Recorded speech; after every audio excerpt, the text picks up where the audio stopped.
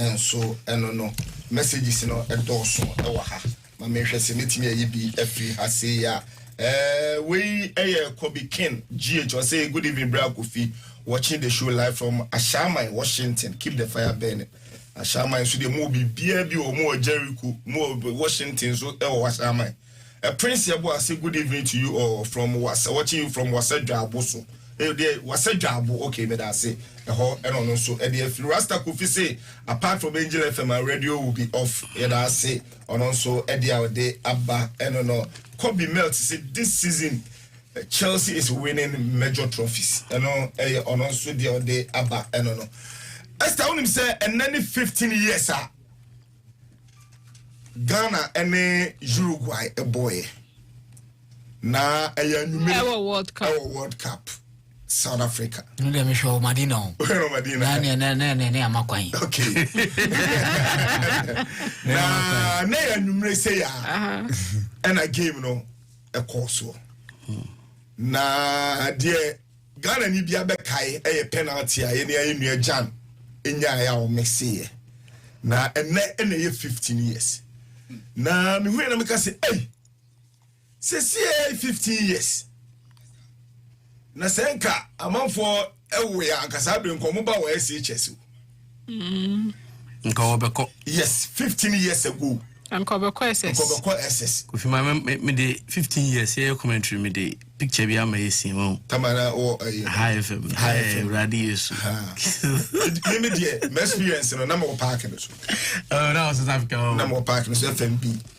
Na minua nipa fan yo mem. Oh. Exactly. Nipa fan yo mem. Me mo jide se me if you start here ball. Suarez. Shock amenya. Football game ASI game. Kofi, I believe say every Ghanaian because you say we shock ayenye so pa in football because me see na Kofi. Me hear say game we biara me say me sample for. Oh, maybe they be seen na kura no. Eske na o de here. Me see my comedy no.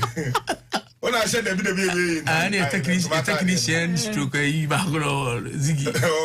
You see also that DFM. Enti ono so Ziggy nso antimi anya nkopɛ ma bi ade. Enso da so ne nam that DFM. Enche be jai. Ya be aye bio.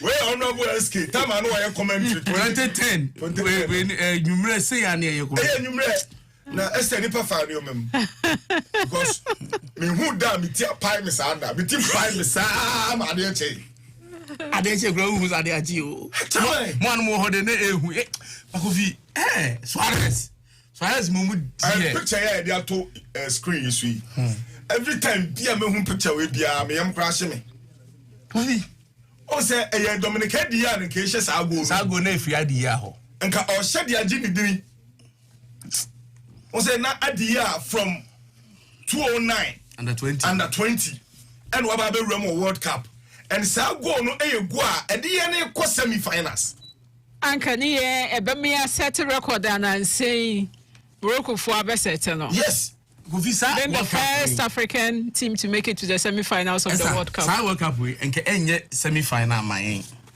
senye akwano stop we na make straight to finals straight because they jana ya so no after hanu ka obi e besia bia de ne jana ya so no who say from mentality no was okay even we no I won't say you be call half time and asule boss a short no okay na you be call half time and asule boss a short yes so to say na Jabulani no na ase omo conference say yeah nti obose wie na yen yetisi abonten no yen wabo yen nam ye twiso kufa ye Madina mu aye de nim say because on say na tournament a yen so wana we wie agbena so nti yen no ye de ye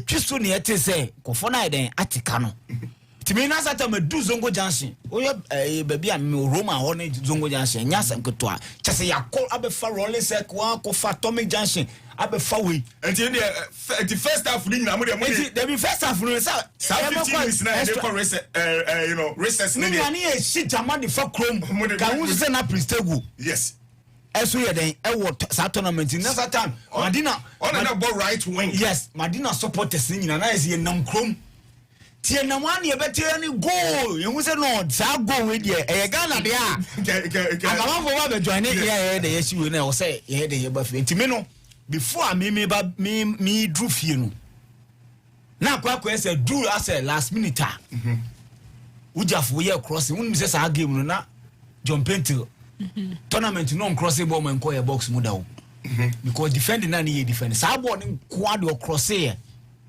or crossing a je say and ball no ye nipa be train na ball no oh apia bobi yes and e buy ana capito so ye dey yi mensa so ye dey boy ti last one dey ade na e dey na onim player ba ko na na ko ti ball no player ba he akwa na opeja nsa ona na ko ti ball no and the fan insem because say the distance na ball na ba no onu ehun ti ko no o se bi na anfa ibi won so kwabrane ai den timaba ade nsa ye woti ona na yu say apia peja nsa gidigidi ye we na referee no so hu Chale, here's what I'm going to say. Oh, say, Ovie no can say on na why the best save of the tournament. Ah, Ovie no.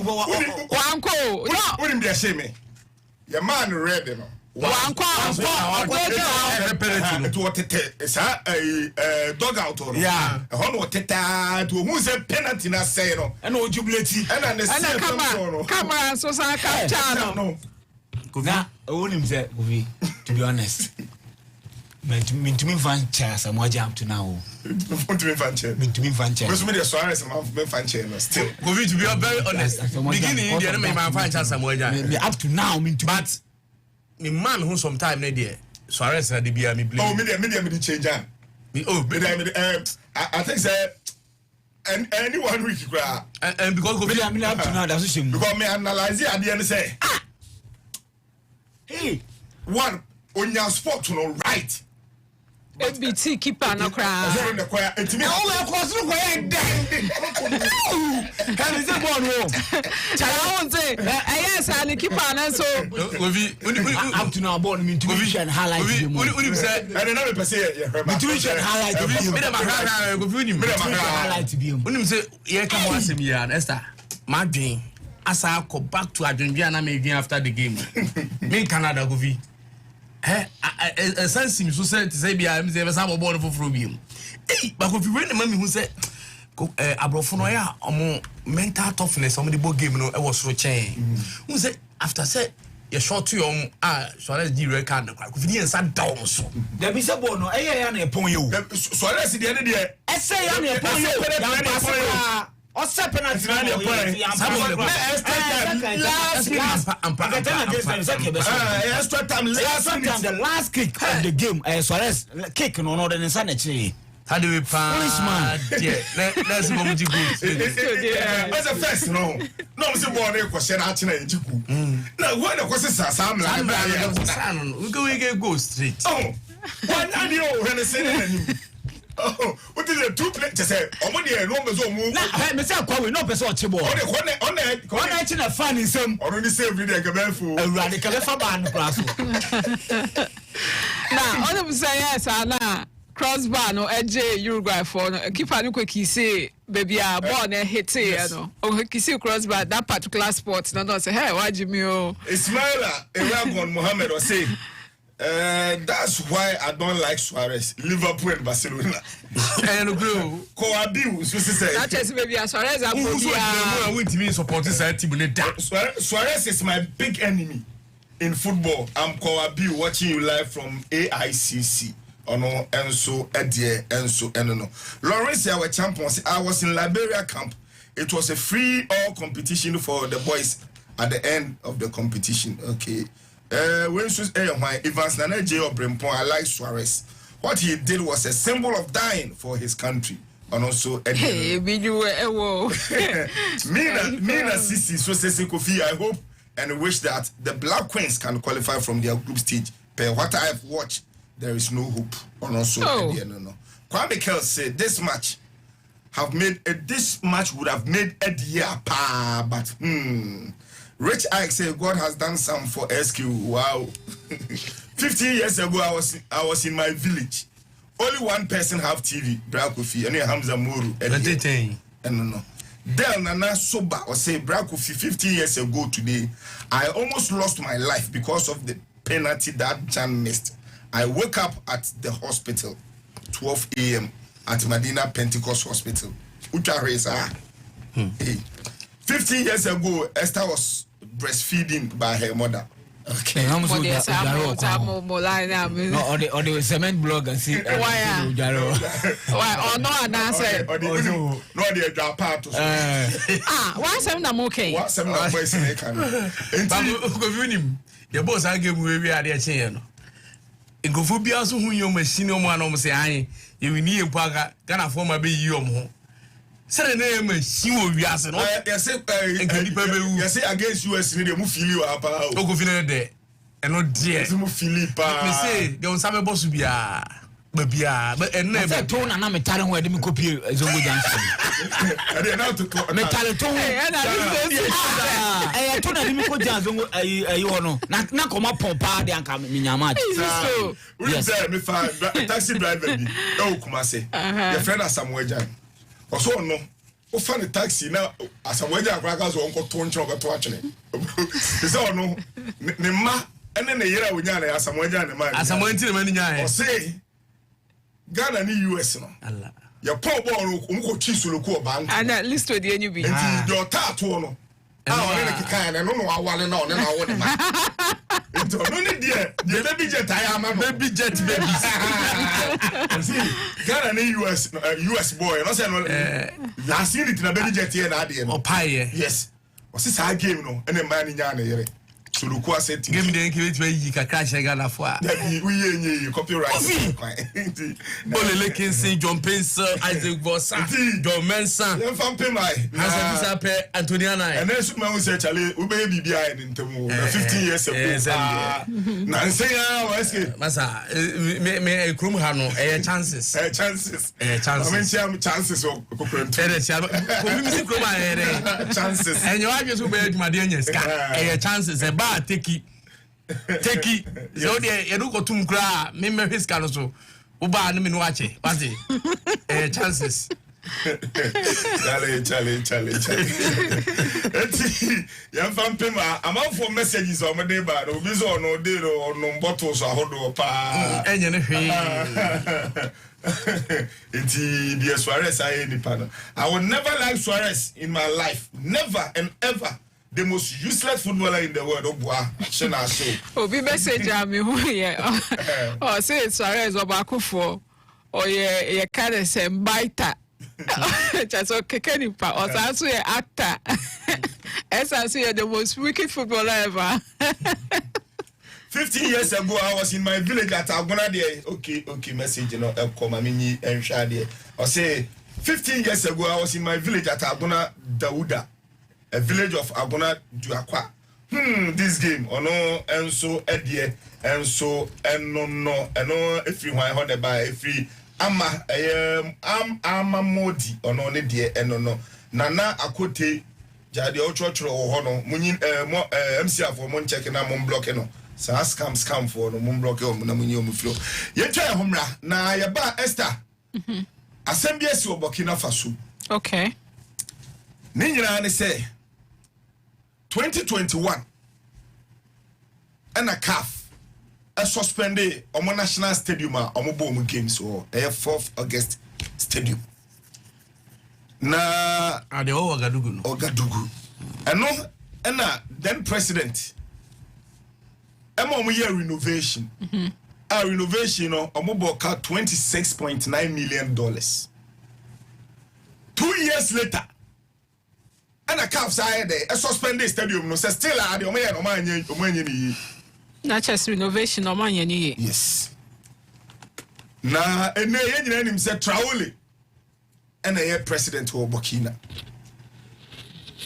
oba ya betra so no hwe nkrata mu no and a nipa 4 no mo ministry ho including then Minister of Youth and Sports Oma aban fa wo. Na me no ka say asem foforo aba yenkomra ye ba ye de sansem no aba no e ba beto aso high angel 102.9 FM ne ahwe si betim de atoto ha ho na fe ya ye nioma wa ha fi say enei asem ni mi hu ekura bi wa ha aba beto dwa say Kumasi Sports Stadium Asante Kotoko entumi mo CAF Confederation Cup preliminary round no omuntumi mo asem ni bi wa ha e wo ho ti ye kwa aba na fe ye de Burkina de no na fe ye twa bia ya dance ahwe ahase enso e de no ye ntwa ye homra sisi.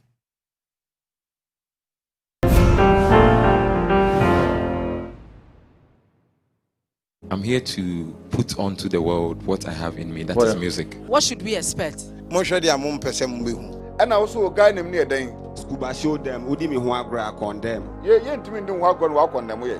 Udi awe onya meta danoa. Osam no jane o papa. Temi sunfre mame pipe when.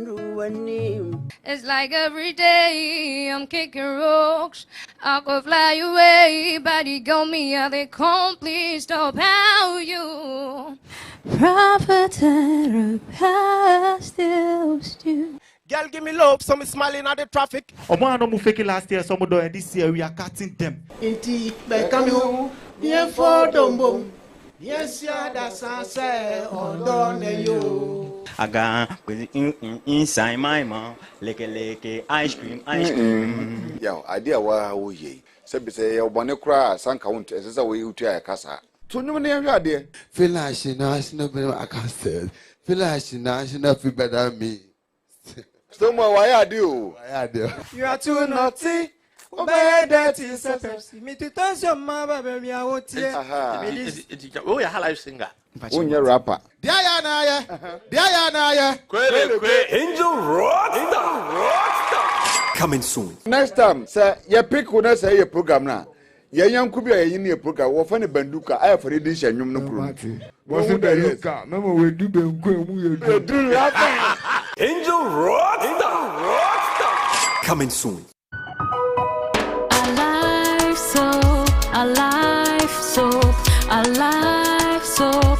Just like how water refreshes you on a hot sunny day, it takes a refreshing bath with Alive soap to feel its pleasant fragrances. The soap I want and need at the end of every day. Leaving you with soft, smooth and fresh looking skin. You make me feel alive, you really brighten my day, my day. Available in lemon, coconut, rose and aloe vera fragrance. Alive soap. Feel fresh, feel alive.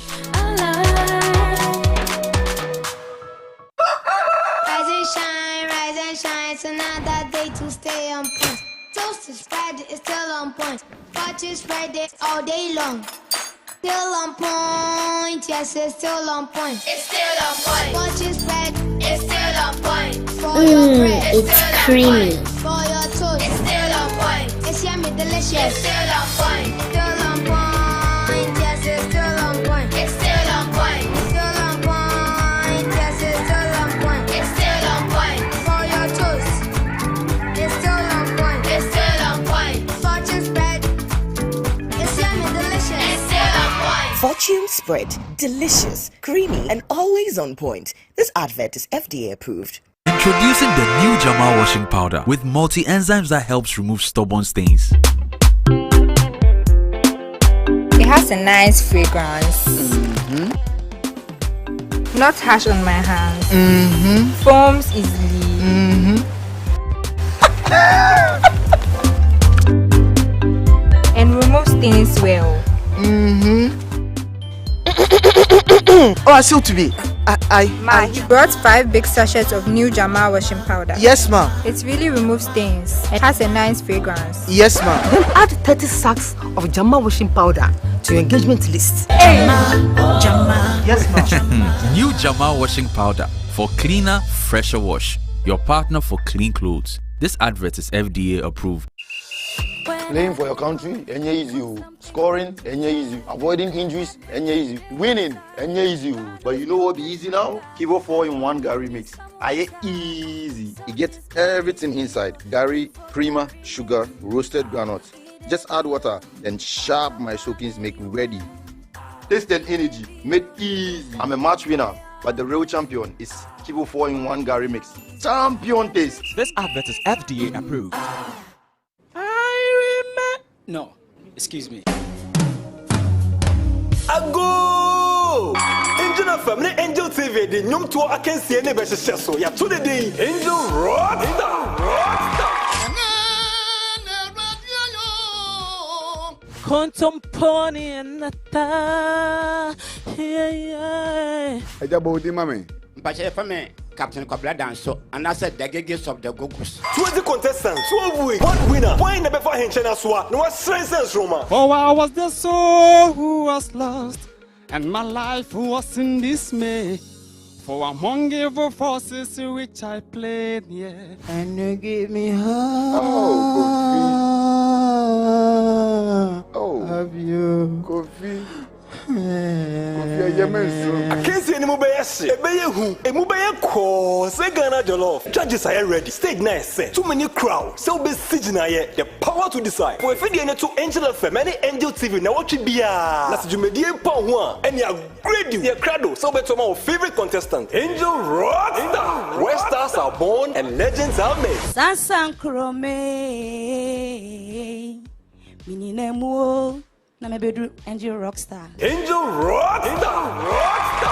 Coming soon. Make you go. Give me the power, man. Listen. Yeah, I'm listening. Listen. I'm listening. Listen. The day they will stop talking about you, it's like you are putting your hands in the fire. That's true. We are under grace and we can never be disgraced. This is rap, yeah? No, it's not rap.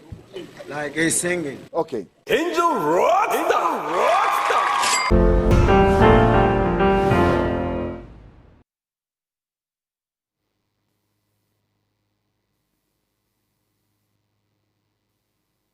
Stations aka no edu omo fidie etie 102.9 FM. Okay, you know, say what train ya ba yan to so emfa free ha. Na anumre Telecel say me no nim komoke bi. De tie ene say enkane no ya na ye free Vodafone no say ye free en Telecel. Na me no ka say omo the special package aba eno bundle allocation no eno the package aba omo to need more data same price. Ni na say data na wo to na enkane no ebo na wo to na ne de agina ho na emum data no ye de bi aka ho. Entu yo bi a we su Telecel as say ya te den ne pa. Me no ka say o dial star 700 hash. Obun say data no plan no ni nyina ye di aka ho. Omo so omo dial star 30 hash no so ombe hunu say de na ye 10 cd no a na 3 gig no say omo pagam de ko 4. Me no ka say auto data 190 giga first no na ye tia 400 cedis no say 400 cedis na wutia unya 250 gig na umpewi na opede ene Telecel and say almost say enkancho say more data same price until enjoy Telecel na bibia enkoyi emfa amount afei yemra mo bokina de na yemfa yento aso Esther me you ready memoir reading your maybe amame e wo screen so March 2021 and a calf a truck krata de come Burkina Faso sports ministry ni FNC say omo 4th August stadium na wo Wagadugu no omo do omo nsa to so ni nyina ne say enioma bebre wo ho so omo ye na meet calf standard a ye de ebo eye international games no na e ba sa no ena abaya no ho dada no etwa sika 15 billion CFA francs eno o de ba dollars a $6.9 million na de koba ene say omo ede contract no ema adwuma kuo mienu ba kudini de Truva Insat Sifa ɛna baako nso din de ammonia sal group sankrofo mienu ɛna ɔmde ɛyɛ adwuma no ɛma wɔ mo na ɔmde adwuma no ma wɔ mo no ɛna ɔmo yɛɛ ɔmo yɛ wie 2 years pepepepepe ɛna CAF san ɛba sɛ mo stadium no still meeti yɛ standard no nti ɛno yɛ 2023 ɛna CAF sa ka kyerɛm sɛ meeti ɔmo standard no nti international games ne World Cup qualifiers ɔmo bɔ nyina ɔmo ntimi mmɔ no hɔ Burkina World Cup qualifiers ɔmo bɔ nyina ɔmo mmɔ no hɔ African Cup of Nations qualifiers ɛyɛ boy ɔmo mmɔ no hɔ ni nyina ɔmo bɔ no ɛwɔ Morocco na ɛno na ɛwɔ mu ana abaituguo bae ɛna Captain Traore ebedi ade na ɔbae na ɔbɛhwehwɛ nkrataa mu no ɛna ɔhunu sɛ 1 mepa kyɛw fa ɛde me kyerɛw no fa to so ɛma me ɔbae na ɔbɛhwehwɛ nkrataa mu no na ɔhunu sɛ 1 ɛnneɔma ɛkɔɔ so no ɛyɛ nneɔma bɔne Esther ɛdeɛ na watwerɛ gu hɔ no Burkina minister indicted over stadium renovation. Okay, former Burkina minister indicted over stadium renovation. Me pacho mame other ones no be say ye hwe ho. Mame other Esther start from top mame na ye nyira ye nhwa de na me pese ye wia na fe ye de abaha na ya behwa de. Okay. I say the investigations have established irregularities in the award of the contract relating to the rehabilitation of the August 4 Stadium for the benefits of SIFA, SAR, Al Munia, and Afe, and Trava Insat Group. I know you're all the contract and renovating stadium. In view of the results of the investigations, an investigation has been opened and the case is being investigated by the Office of the Senior Investigating Judge of the ECOFI Division of the TGI Uaga. Prosecutor Bazia said, at least... I say, you were special prosecutor. Almost a special prosecutor on the investigation. At least 4 individuals and 2 legal entities have been formally indicted for fraud and public procurement, overbilling, and forgery. They say nipa 9. And as they say, almost all my indicted for fraud in public procurement, overbilling, and a forgery. And only the idea no. Overbilling, not just say scanner. And a forgery. And only say it's uncle for 9. Yeah, they are bomb. These include, among others, Dominic Nana, former Minister of Sports, Abdul Ajuso. Dominic Nana, on a former Minister of Sports, that time on an sports minister. Doctor Sumi, you know, Abdul Ajuso Wadrago. Yes, Director of Public Procurement. Only Director of Public Procurement. Procurement for and of a Ministry of Sports at that time. Traule ni Momuna, only a manager of Harmonia Sar Company, no.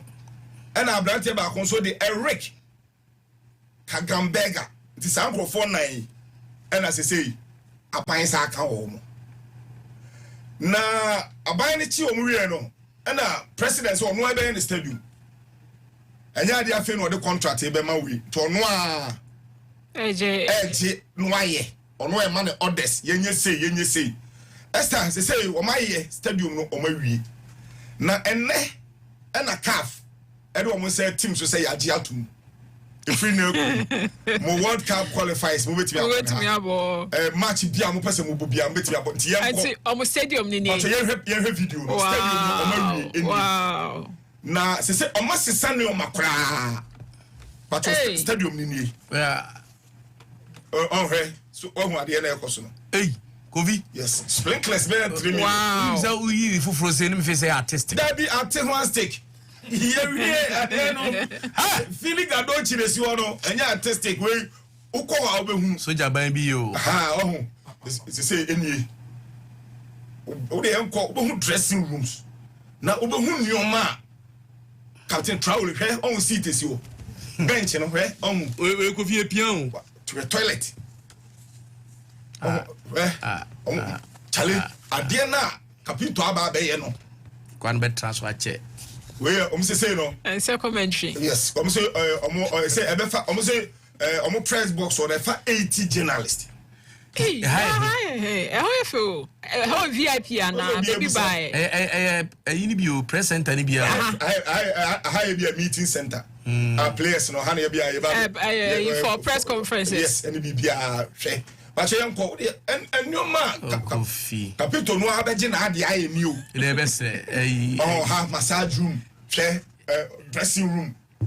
Ira Kofi Idi Adams ne ya ampo fan kra. Baby amu obi ade meeting bi amu ye bi amu nya me hwe Angel TV. Massage. Chale. Capito na abeje na ade say nkrofo ne de odo mama man say mra na omuni. Sa magis ka jiji de Kofi man timi anye.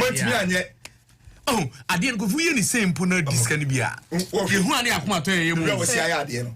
We dey we dog out he. Omo players. On the legends no. Mohammed Kofi Sankara. Me Sankara so. Yes. Arrested Bansi money don't pictures. Arrested. Kabore. Alain Traoré mu. Kabore mu. And don't pictures. Charles Kabore mu nyina. Tell high VIP. Stadium VIP ni. Hey. Oh. Enti we ni adia. Ira Mahama o kwantwa. Captain Traoré na ba because time ya dem ma contract no. 2 years pe yes aba na stadium no.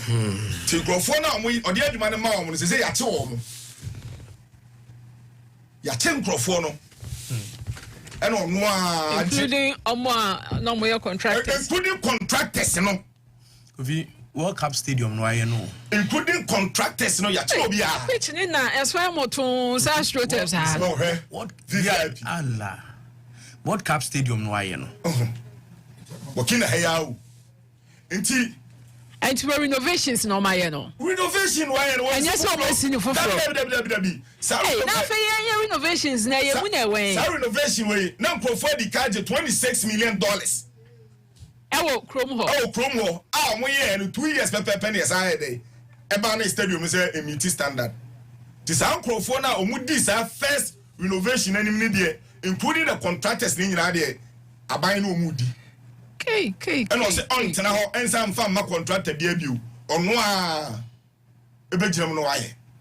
Hwe ne. Hwe we ade san say na tie glass nko a. Glass nko a. That's what we did. I had to say the Oshe Abrofu Stadium CBL. Oh, this is nice. Glass nko a. Enti enne. Na mentade na aba beto dwa se Kumasi Baba Yara Sports Stadium. Yeah. Asante Kotoko Confederation Cup no mbebo no. Yeso omuntime mo no ho. Ajo mbebo ne nkran. Yeso mbebo ne nkran. Say Chroma only one stadium. Accra Sports Stadium. And able to have international matches ho. Apart from one Lagos no hino. Debi. So it means Go Stars and Kotoko. Ombeba Accra.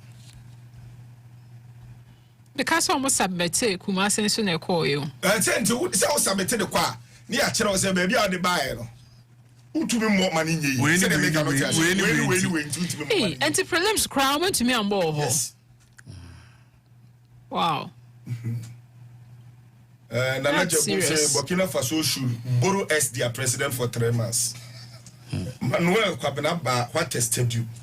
Not calculus was say wow this is beautiful.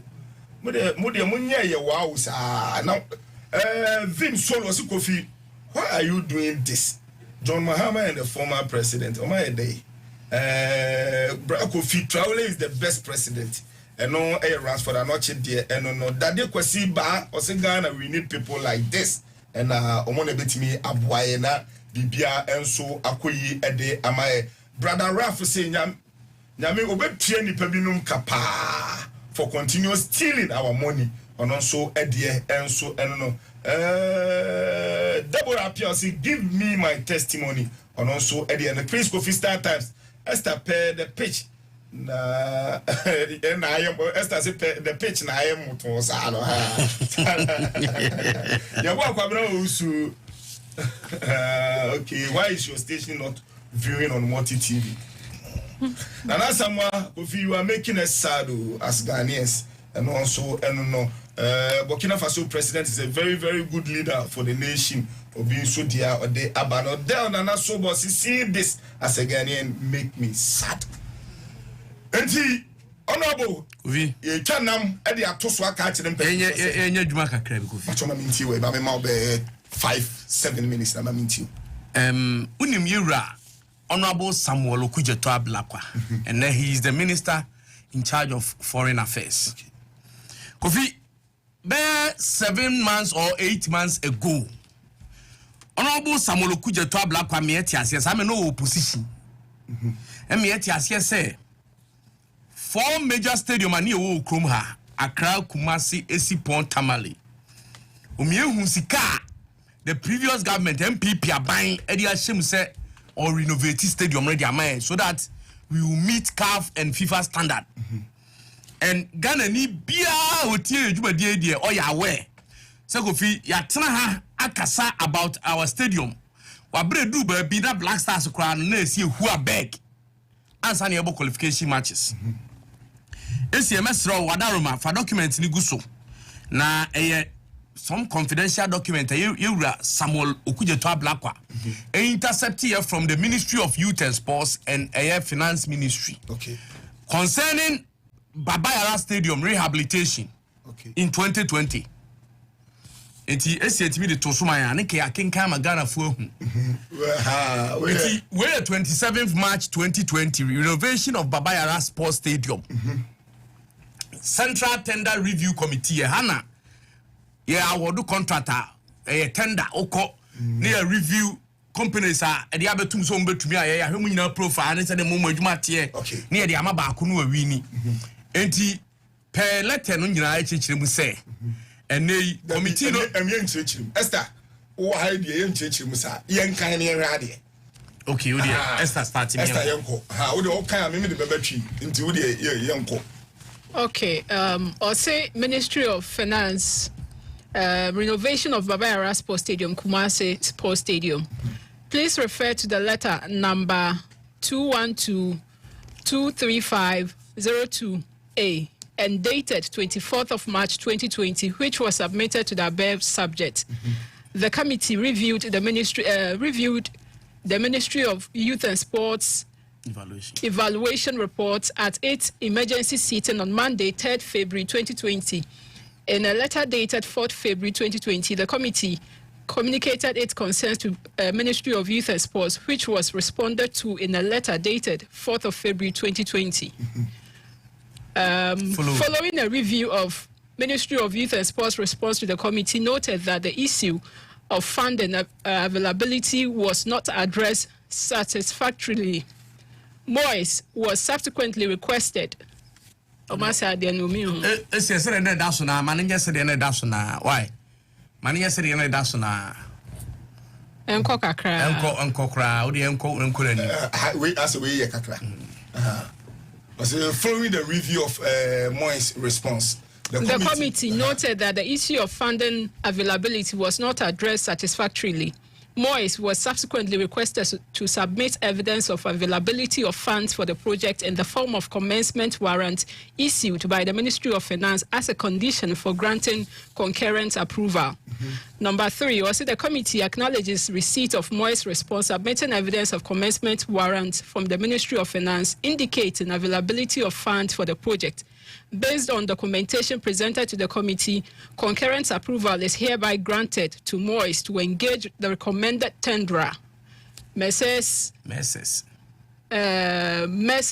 Javcare Limited, at a negotiated contract price of 21,122,068 Ghana cedis and 44 pesos for completion in 12 calendar months.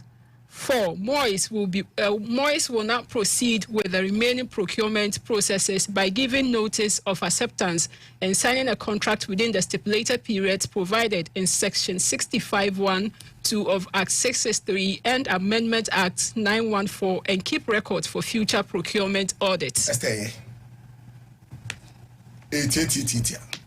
Where 2020. Yes.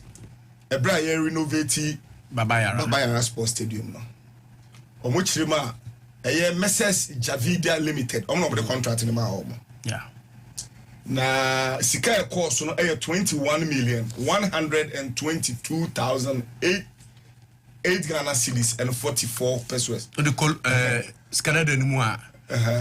210 billion. 210 billion. If I 21 million old citizens 21 million citizens dollars na me hade. Accountant for listo munya mo fan dollars na me hade. And as I say crowd mo fa de rate here me ya ye woman mo say aba form no. Mo fa sa rate me ya masia. So the na was throw power. That was throw. Eno any sika you tia e de year. Omo ka so omo de 12 months. And ya de no. SK enti ne kura ne say. Enti Kofi ne kura nyina ne say. Me no ka say Ghana spendi 210 billion old cities. And 200 billion. 200 billion. And 10 billion that's so. And he spendi wo Babaya Sports Stadium. I say me this kind of family so. Kofi, we say I said 21 million Ghana cedis. 20 million Ghana cedis is 200 billion. Yes. And a 1 year 10 billion. 10 billion. Enti Kofi, eno ni sika ye de ma contractor e friend no say Messrs Jabcare Limited say onfa renovate Babaya Stadium. Say be ye betumi asi akan obi ama me say $2 million. 2.029 enti o de call first ni rate ni dia it's almost 2. What the emphasis $2.1 million. And in this car, you go shame. Say now unim. It's inside the other documents to so the renovation now this esca we near the koyeno. Near the year floodlights may be ma. It's near year floodlights. Okay. You will know now you see washrooms. Be hane and never pa. And dressing rooms near there by be hane see ho. Inti Kofi a man for jiska way a dear Oma discover dear view. Na many issue nyina nie. Yewura Samuel Okuja to ablakwa ene omo ba power no. Omo de ade bi ba ye friend say ora. Ora. Ti ora na adwuma na so obeye ne say contract ahodo a ye abamu ye de ma amanfo individual companies omo mfanya adwuma ma Ghana. Omo anye no. E wo say ora na ne omo daily. But as at now say yewura Samuel Okuja to ablakwa ne nyuma doso nti onkae dia me kae no. So we eka enyuma na ora na ye ne ho ensem bi omo de beto ye nim ma Ghana for to aba ma omo ba sika we nyina ye behu ba bi e for because enye say ono so odi we beto ron de to keko samrens no ono so ye Ghana ni ana na ra ho say Ghana nya ba bi e mobo Ghana clubs e kwa Africa ye nya ba bi mobo enti enei asa twa ne ho asa akwa ba say stadium na ye di sika hye mu se ye di renovate no ya anye enti still stadium ni ntimi emfiti calf purpose ama nei e wo say ye yitim bi free ba bi di ba Accra be bobo enti yen kwahye ye bisa honorable ne say company na ye de contract ne man so renovate ade no true sports minister ko so award ye any finance minister ko no so issue checks 2021 na minister 2020 na adikase mana ne 2020 March na ye adikase ma free so ne Mustafa Yusuf okay enti sometimes near John Kuma na assistant and a deputy finance minister to Yewura Kenoforiata. Okay. Enti Yewura Mustafa Yusuf 1. Afe finance minister 2.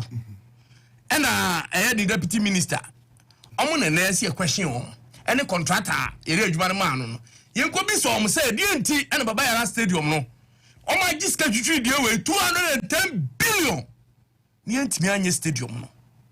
Na Kofi ne kotoko e wase om free ho esankosi akawa bi enti ye ka kire honorable Okuja to se wada onyame we dey adesede dey turanim because ebiasi bokina ha ya ade kroma no udiska ye chewa ya na ne che I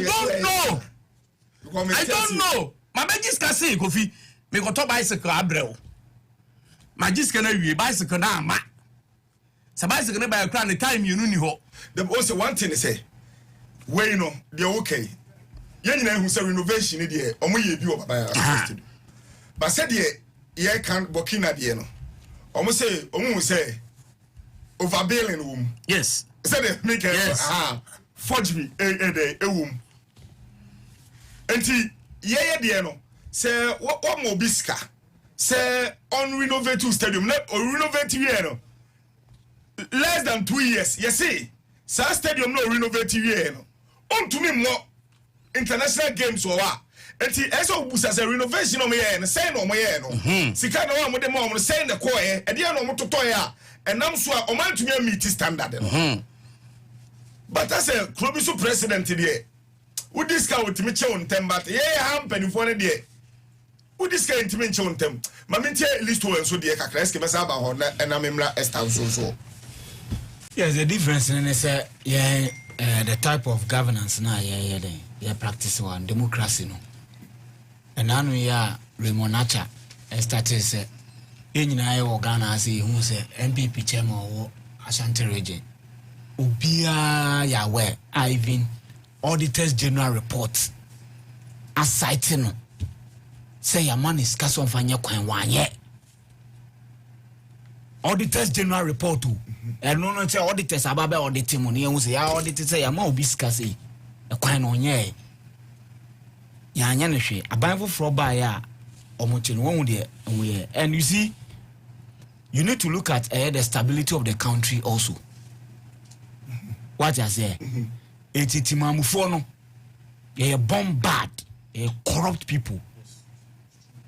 We are the reflection of the people are omulidi. That is why yenina ye evidence say we risk, but you see people defending going out trying to another could be 1 year a bit enough for me. Say yeah, so at the end of the day you have to balance it because say we are rough so there will be chaos. The matter what chaos with the camera could be one thing say una ebia wo pepper on almost a chaos na baba affect you. That is the reason why obi this car because of the type of governance you're practicing. To awure no say almost that is omomobo Burkina Faso no omobo Morocco ni ade Côte d'Ivoire to awure no ba ye no military junta ono no okasa ye final yenya say ne president no e kasa nya final. It needs to go through certain processes. There should be consultation. Your decision be also on the Council of Elders. Could you come on? Your parliament to me a day. Ejitum. Was a bibi a day. Eka bibi ansana. Okay. What I say? Aha. Yes, also with Jan to him for Kruma say. To me for the way I'm watching growth way. Mobile man I say. That's how come TV busy saying growth because. Omoko President Mahama Hose I said the way I chichen crop. You see, Nipani believe this. You see, it's not make us leaders no. Omo the reflection of yena yeto abade mo no. Obi a potential criminal. Omo a pro max. What I say? Obi a potential criminal. And ya select criminals no mulidi. That is why because only a criminal will defend a criminal. It's as simple as that. Onya kromfo onya rapist obi rapi obi a ye nkonko kase na oba no kwa alcohol ye den date na wo hye ni ka ketekete because ani pa na okasa nte so no so onya obey den obewe nti obe find excuse bi e blame victim no enti ayens we na ye practice no until say ye nyina be jatum say democracy na ye practice no yes a good say kabima mika but ye nyina ye jitum say nipa we dia wabokro no a yen jana mrane ni even the people now they want to so no that chama want to be one of them Ghana for musori o MPP for musori o munti ene misa but that time now no ye den ordinary sabo Ghana skamu na pakigu ono no nti se untumi ababonti aka se o MPP for nyina skada e bin sida but edu so mo kwakoche no o se MPP for nyamu so and am pass mo sorry ampaso omo tumika konifio it was omo kwakoche no omo ntumi anfa na omo ntumi anfa kwakoche wonifio because the people were rushing to go and defend him obi omo nim say nipa no auditor general report as I tell you said this man was bad because me no be o ha me ntiase it know at the end of the day at the end of the day say especially all African games here African all African games here ebesine nema ye tena ha ye nyina ye tena akasa say enkrofo bi say amount for the $13 million I know I've learned Many investigations. Yes, of course, say, brief you. One thing say, moon brief you. But yenya people are almost a war, a casa. What I say, you see, so ubu mania the idea. The feeling of the people, no, so you need to take it into account. AG started so briefing. One caliber of persons, professors, PhD holders now, and Kaudia Kaunu so command you domin in Yansano. No more criticizing when say, dear no, on a den or be Jahana or Casabre, or yes, or yes. So that is the point I'm making and say. Timamufono, right? Omudi so no difference being the difference and then say omomoni opportunity no mu and yen opportunity yen opportunity na be wia kra chen ayetimamufo no omomuli din no enti Burkina Faso and also so mu tomato factory obeti say papa na kwese obeti wakwa kwese obeti wakwa kwese because o take decision a oni soldier for be for pay Chale, you go see tomato factory. Oh yes, tomato factory. Ebese. But you say no. I was all the parliament. But and yet say one. Obi am misusing state fund there. Say any parliament asem. Kofi any parliament. The moment I be evidence. Say the Oka say auditor general there. Yes. For Tamaun to me no. Naturally say and no the evidence. Evidence. Aha. It is uncle for no. Kofa so. Enutina. Mampani ko for na in the fast track a high court na me Kofa so na uko said be ya do di won somla Kofi one thing to say you see ena make say sani awo pe no military way ni there akaye nyina ko bia anya ko pe ni sa o you need to also look at the stability of the country.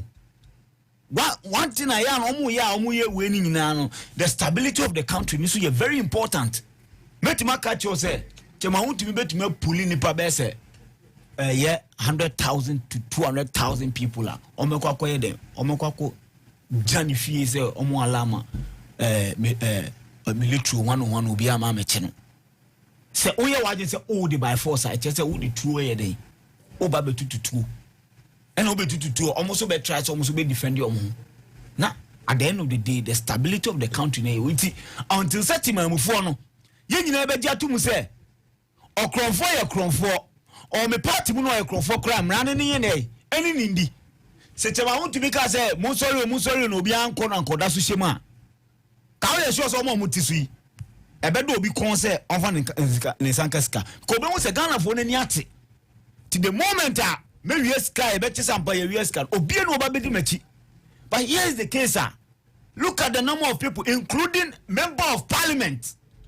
Oma kwatra fem the embarrassment e wom oma kwatra fem I demonstrate say yen omo chairman because omo believe say we a politician and they say there I had here bibia enye up to now and kroma wo hwe ade bia ye in the past better than today. Everything be in the past better than today because first no more discipline. First na soldier amamu no na soldier for no any nam system limu any ade any soldier for yi omo the party apparatchiks for aboram or hobby bre say soldier ni ekoto fufu a omo ye twimoko any akakaduro no de brebo atum enti ono no o twense na ye be so me boss na dey ye tuaneka dem ka want to say enti no so discipline na wo in the past no. Now there is no discipline in the country.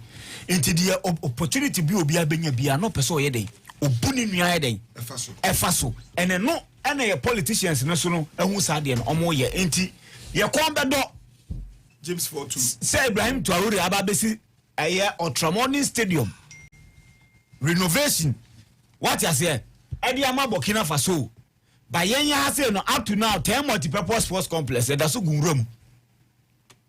What I say? And that's good room. Obi himself, baby, obi weska air procurement. 90%. Air pro. And that's why the air pro. Let me what I say. Intino, and at the end of the day, opa me anka se ekwa kwache omo ye in charge no you see emaburu ebetiesi abonten aden na mache no political persecution ye de enti no ema Ghana o governor edi the happenings in Burkina Faso is similar to the past government of Ghana on numerous stadia renovations. Mustafa Yusuf, Prof. Chumasi and others need to be arrested for looting the country. Michael Abebi Unema Edie and so out there Abba and no still now when we say no Ghana football no and no Ghana we know. Prince Boache say you guys are doing sports or politics. Yeah. You're always talking bad about NPP government. You are all party members of NDC. Keep defending your party. Why? I know your Prince Boache Ghana problem no ba kona yi. Ni other question Listowell sense of judgment is top notch and also Edie no. Who has taken Chemawun to me to court to be convicted? Listo has taken his NDC politics to the show. And also Edie no. Problem for no. Ministers were taking double salaries and they were not prosecuted. You scratch my back, I scratch your back, okay? And also Eddie no. Majesty one, list I like you, brutal. Stay blessed, guys. And also Eddie or day Abba and so and no, Mammy head, I mean, you the Akano, and fa in free one, Yemra, Yemma Twaso, and Fen free her, Yenshe, we no sway. And now Abakase. Okay. Actually, and somehow. And they're normal. Esther, ask it out. How do we be to Swana? Me shouldn't say. See a travel say, Kofi, ye can't. Ebi a party in Kofi be sorry, dear Kofi. Abana ye 2 years. And you'll be no NDC MPP. By ye president. So, yes, you man say, yeah, dear Kofi. Me NDC for the Adiana ye campaign. I will need power. When you really power ba money. So we did the answer said the same thing. Because you scratch my back, I scratch your back. And you making sure say baby I'm rather than Juma. Esther, mami tell Yeah, Kofi, I believe say you heard said the Minimum Cross Sport Stadium at some point undergo a renovations. Yes. Emma, you use your Hokakra na so careful behavior we couldn't even use it again, so Bekaya.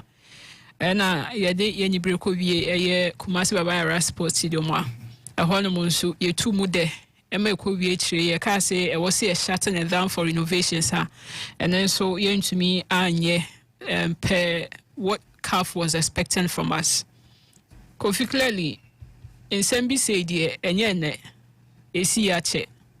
But don't who say what happens is that say obiba na obedin some money and I say obeni and say fatana say asotwe bia anko nipa no so a me ana odobroni beka say the ye pese bank e be serve as deterrent and I say addition de mo bi foforo na de yentumi ye den ye nya because rodi no and I say do na otiso no so ye nan say fatano ono bibia ama ne so wenya ho asotwe bia enti e be continuous process a obi abenya ho akonya no wide no why what the Tuare area wo Burkina Faso ko viso ni say yenso so at some point na ye wo military era no na ya de yenso so na ye nyoma ekoyie what I say sir na things were really flowing na den so bete keta se she ho nsem e wo wen ni so ye military leaders na Kofi enya no which of them na obetna ho amawa ababe da obepe ope once you are in government, especially when it comes to say looting, say or mine esika was with the Japade the more mine so better now so see yenya era of that military eyipen e wo kromo ha ye who said the yenya emfaso yenya di free mo any efi mu ne aba kebi mamen kebi amamu say you can say e was say BBC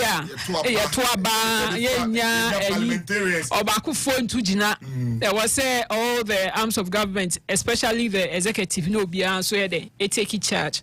Oh say obi oho yana no one say obi diska as most often ye taika assume see disca but yenye the hwe na de ade the entire yes and say they are going through process because untumi so prekope enkonko charge obi say nipa na yede we disca nipa no obeba well prepared or wo ho pay the rights or you entitled to say obenya lawyer ni a obegina mu de amano enti before you come out to chat somebody say nipa no akwakodi o man sika na se na nke wo so renovations bi a wanye na de ade nti udi ni kogina adaka mu na no wo say won so uni say wo evidence a uni mu say obetumi a present a obetumi win case no some of these you can make I say it's all African games for instance and then a few other sporting way na amount for the one who necessity kedie course no I know on authority say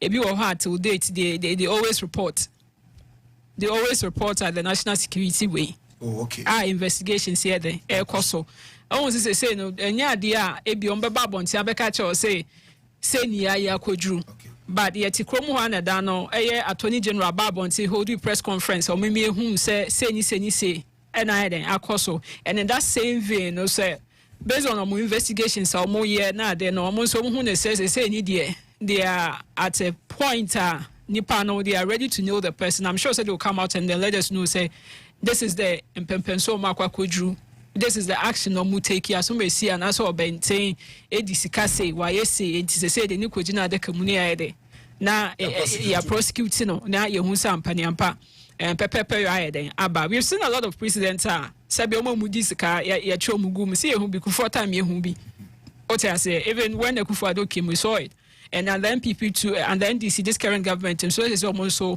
they are as we speak now people are also standing here kindness and trials yeah we say mo ahwese ampani ampo mo yeden omo disika na say omo indiska but this is a clarion call ni na confirm na America e dey akosi ne say okay I was see hwe na ye various stadia aka na e wo man ni mo no Kofi I was see penny hwe because you to me fire last into Accra Sports Stadium so if that is the only stadium Kafa proving to think say even prelims to me and bow any of our other stadiums then that is serious.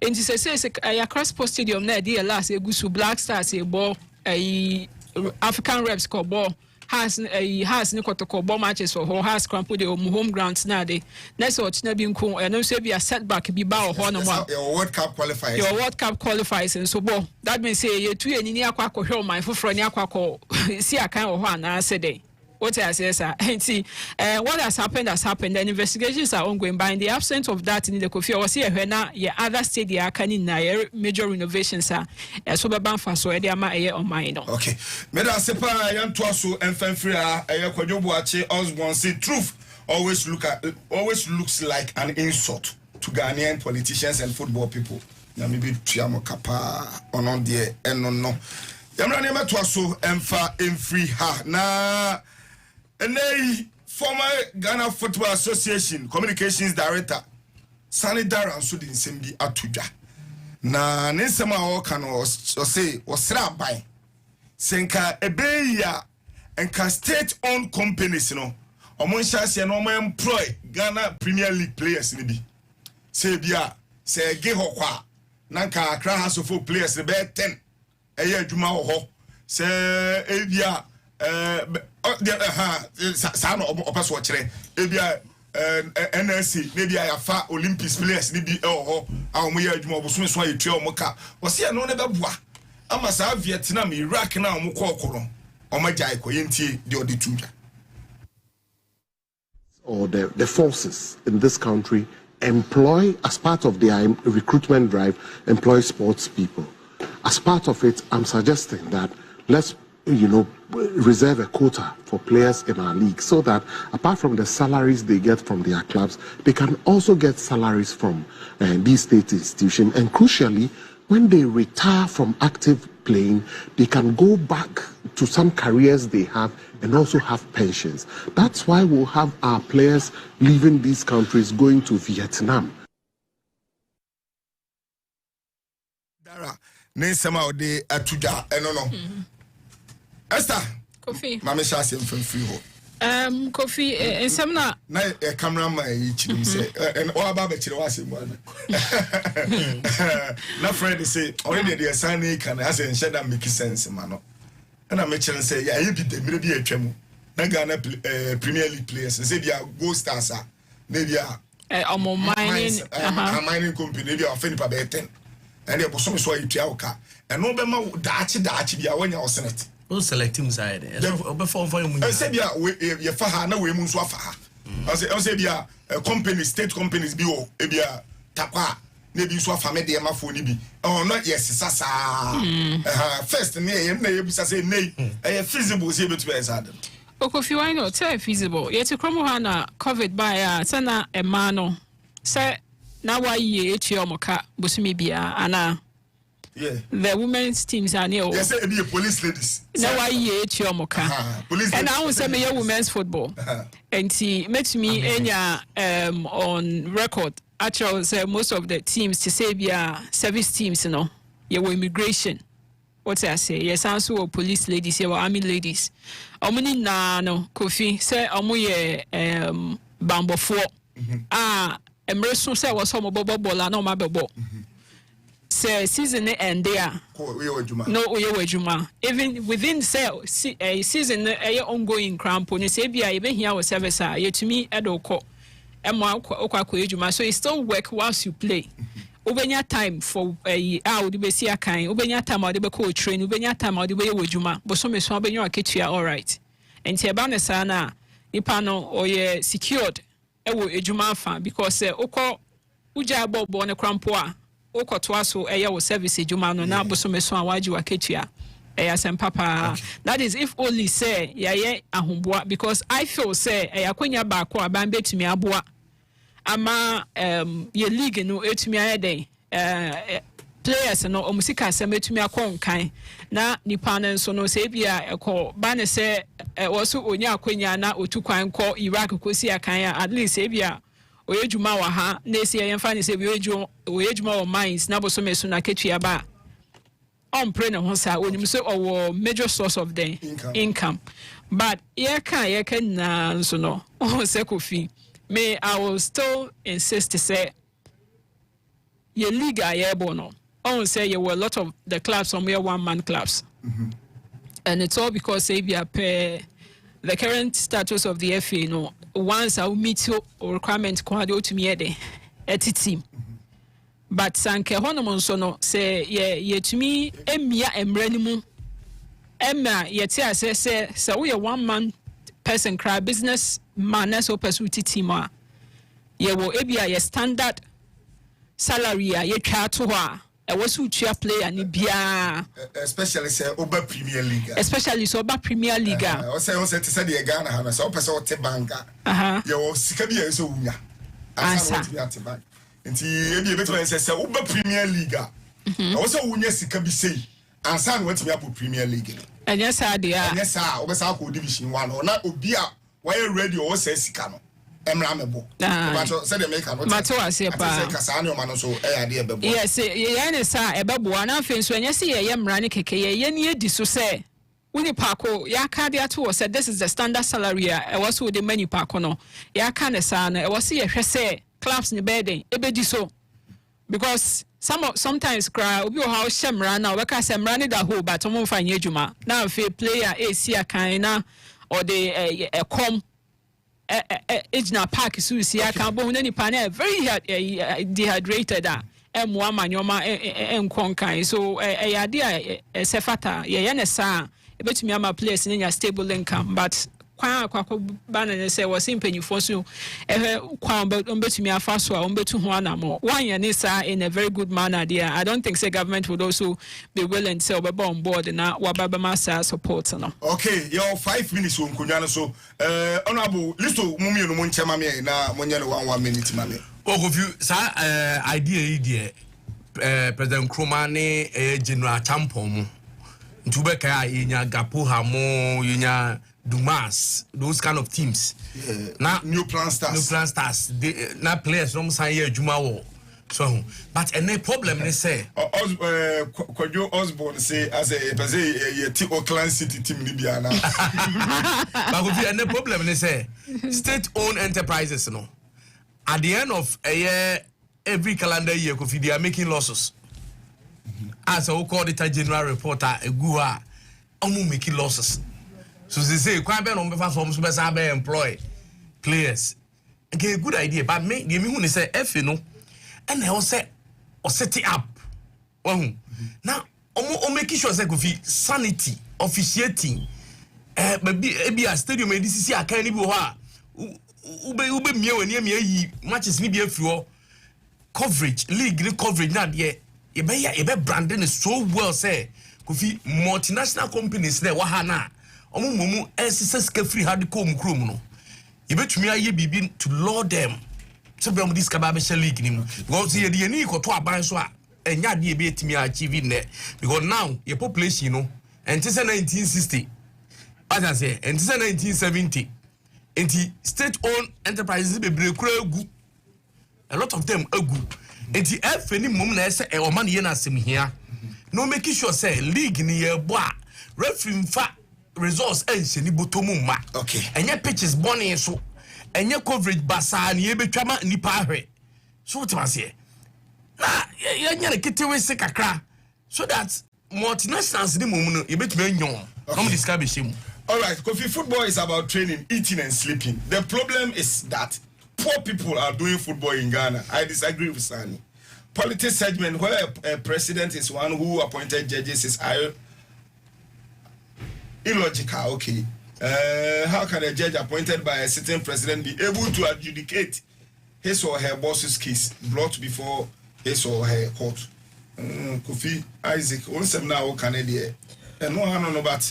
Sounds when I was say because of a democracy in Inti. Listo, try to tell me. Yeah, there's a lazy approach. Say football cover beer. The people involved are making a lot of millions. Cross certificate are not getting it. Yeah, corporate with Hinomutia. The corporate settings are Hinomutia. Which my catcher said there are players or more just catching corporate way for. Or state institution. A state institution, you might be more 2,000 and 3,000. What I say? But football, I am only 2,000 3,000 this year. I be complaining say. I be complaining say day. Iswa. They make an what I say. The point is say, yenye league ni because football is sikawu. A multi-billion-dollar industry. Rwanda nanu ya free civil war. To me, my gun and English $10,000 a month. I didn't know now, baby. East Legon, Rwanda, East Legon, Rwanda. I'm on a car. What I say? Ethiopia. What call Rwanda higher? Ethiopia. Then all. The lad see the least player. Ethiopia League. $2,000. Yeah, say ni panity $2,000 a month. No, bought me for 10 years or league in man. Or the abai or the pension yede. Enti your league no na see a fuck kwan be you better than ni na sika bam na players na ebo enya almost share of the cake of the football cake. That is the solution. Na sa buy stay omunko di panel bobo no here peace of mind. Ozazo onzanko tebia samates. Okwako fantabo. Wabobo awia wabre so relax. I just was akọ fantabo na because of snet. Yeva prima hani di dwedi no esie. Yada was say OJ bre ehwe wa OJ bre tie on radio on yada was say wa say we data dey here on Facebook on yada was say yada dwedi no pim ha me the star say honorable SK me on list to Mensa Benji the Flowman producer Shadrack Kesiedi na Suba Kojo Sugar wa MC alone DJ Fresh yada mu nyina mo ase Fred me cameraman me di Kofi Owusu Jerry nyame adomo china another day yensensia na another edition of Floodlight Sports no emfa emremo yakramo